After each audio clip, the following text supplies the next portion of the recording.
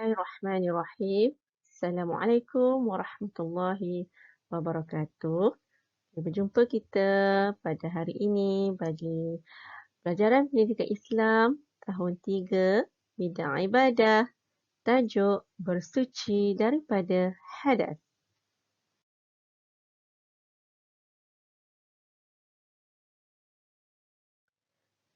Seterusnya murid-murid, pertama kita tengok apa maksud hadas.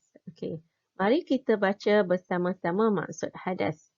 Hadas ialah kekotoran maknawi pada diri seseorang yang menghalang sahnya ibadah yang disyaratkan bersuci.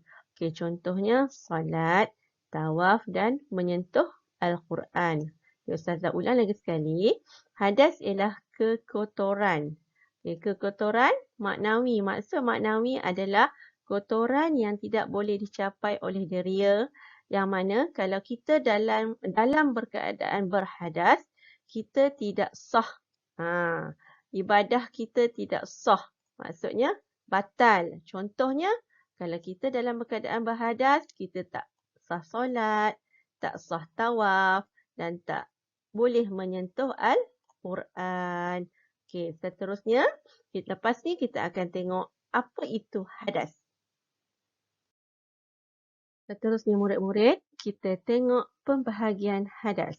Okey, hadas terbahagi kepada dua, iaitu pertama, hadas kecil.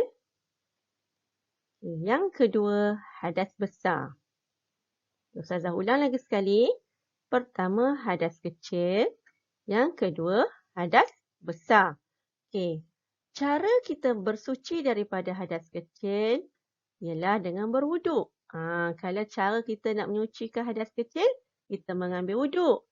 Tetapi, cara kita nak menyuci daripada hadas besar, kita hendaklah mandi wajib.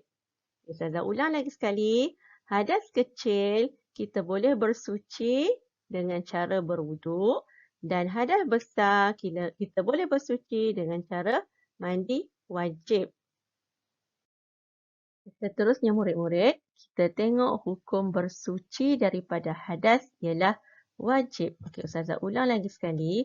Hukum bersuci daripada hadas adalah wajib. Okey, ini contoh ayat Al-Quran ataupun dalil daripada ayat Al-Quran. Surah Al-Ma'idah ayat ke-6. Bismillahirrahmanirrahim. Wa in kuntum junuban fattahharu. Okey, maksudnya jika kamu berjunub maka bersucilah. Okey, ayat tersebut daripada surah Al-Maidah yang menerangkan bahawa apabila kita dalam keadaan berhadas adalah kita perlu mandi wajib. Maka hukum bersuci daripada hadas ialah wajib. Okey.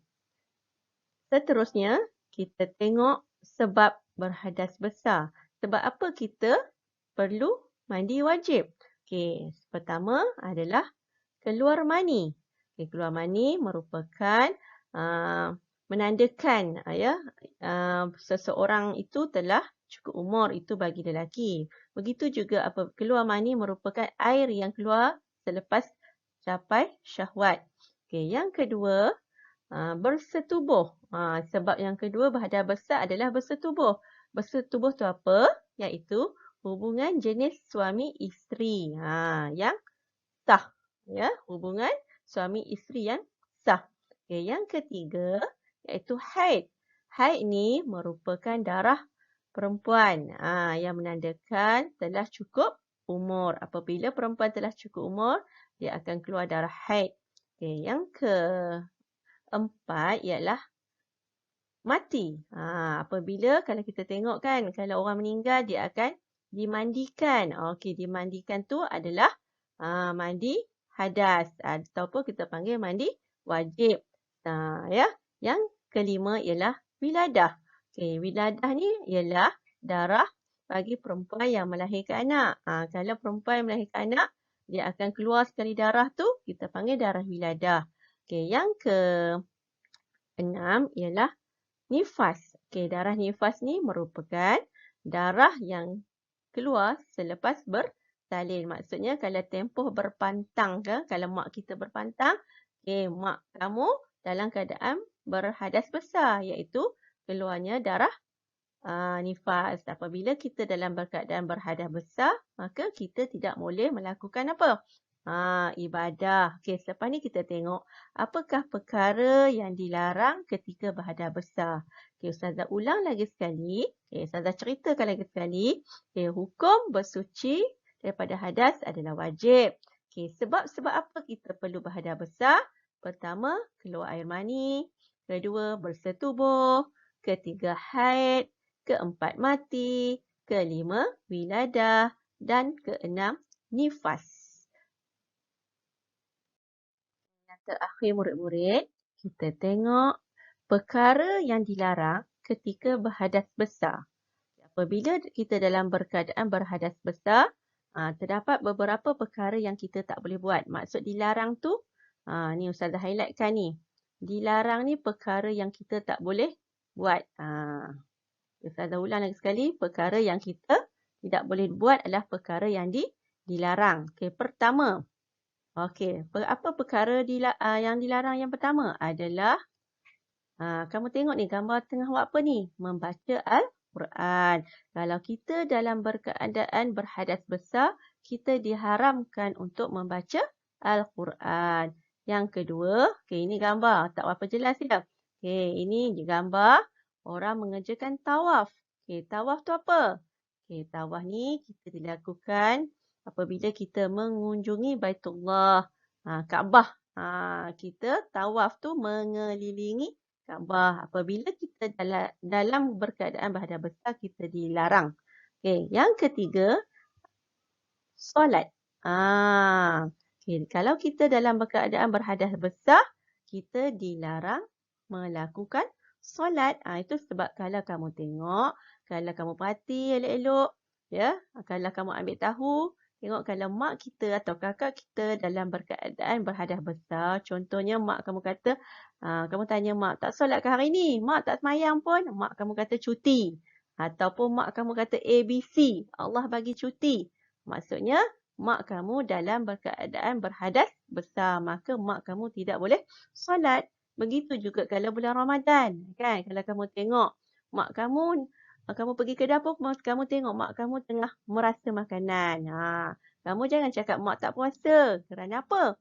Mak kamu dalam keadaan berhadas besar. Mungkin mak kamu dalam keadaan keluarnya darah haid. Yang keempat, perkara yang dilarang keempat adalah menyentuh dan memegang Al-Quran tanpa lapik. Maksudnya, kalau kita berkeadaan berhadas besar, kita dilarang menyentuh Al-Quran dan memegang Al-Quran tanpa lapik. Tetapi, saya jelaskan, kalau kamu berkeadaan berhadas besar, tiba-tiba mak atau ayah kamu suruh ambil Quran, tapi kamu dalam keadaan besar, kamu boleh ambil menggunakan kain. Maksudnya berlapik. Ambil kain ke, kain yang bersih lah. Kain yang bersih atau tudung. Ambil tudung dan terus ambil Al-Quran. Dalam keadaan berlapik, tiada masalah. Tetapi kalau tanpa lapik adalah dilarang. Ustazah harap kamu faham ya. Itu sahaja pengajaran kita hari ini. Ustazah ulang lagi sekali. Pertama, Ustazah harap kamu faham apa maksud hadas. Yang kedua, kamu faham, kamu boleh ingat, hadas terbahagi kepada dua, iaitu hadas besar dan hadas kecil.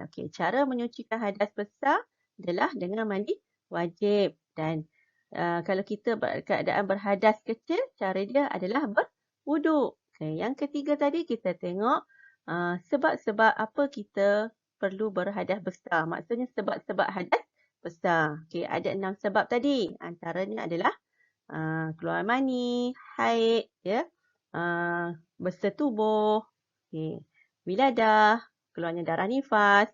Apabila 6 perkara tu tersebut yang dibuat atau dilakukan, kita nak cara menyucikannya, hendaklah mandi wajib. Dan yang keempat adalah perkara-perkara yang dilarang ketika berhadas besar.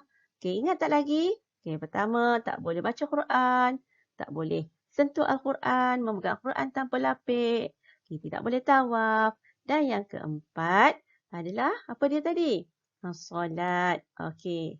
Setakat itu saja pelajaran kita pada hari ini. Ustazah harap anak-anak akan dapat, anak-anak akan faham apa yang Ustazah terangkan. InsyaAllah kita akan jumpa pada minggu hadapan bagi tajuk yang lain. Itu saja. Sekian. Assalamualaikum warahmatullahi wabarakatuh. Terima kasih.